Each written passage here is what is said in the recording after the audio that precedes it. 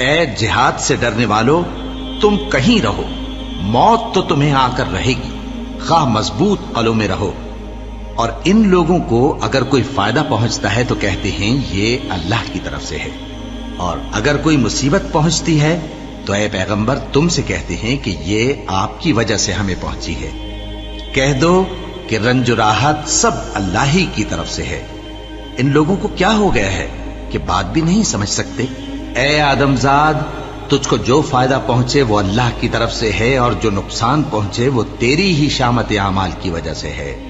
اور اے نبی، ہم نے تم کو لوگوں کی ہدایت کے لیے پیغمبر بنا کر بھیجا ہے، اور اس بات کا اللہ ہی گواہ کافی ہے۔ جو شخص رسول کی فرما برداری کرتا ہے تو بے شک اس نے اللہ کی فرما برداری کی، اور جو نافرمانی کرے تو اے پیغمبر تمہیں ہم نے ان کا نگہبان بنا کر نہیں بھیجا۔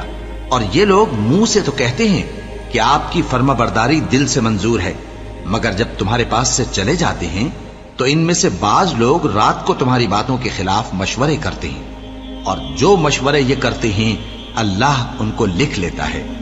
سو ان کا کچھ خیال نہ کرو، اور اللہ پر بھروسہ رکھو، اور اللہ ہی کافی کارساز ہے۔ بھلا یہ قرآن میں غور کیوں نہیں کرتے؟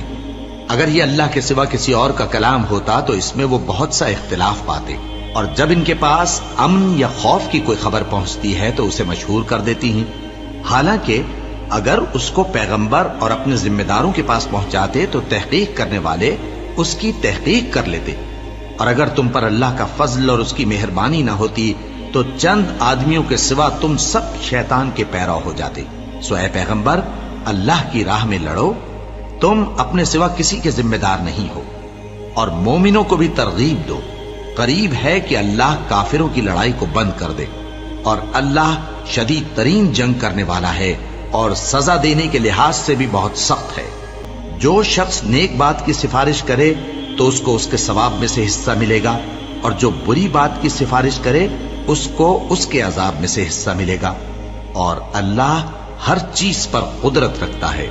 اور جب تم کو کوئی دعا دے تو جواب میں تم اس سے بہتر کلمے سے اسے دعا دو، یا انہی لفظوں سے دعا دو، بے شک اللہ ہر چیز کا حساب لینے والا ہے۔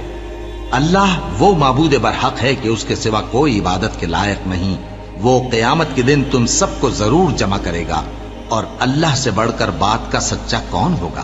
اب کیا سبب ہے کہ مسلمانوں تم منافقوں کے بارے میں دو گروہ بن گئے ہو، حالانکہ اللہ نے ان کو ان کے کرتوتوں کے سبب اوندھا کر دیا ہے؟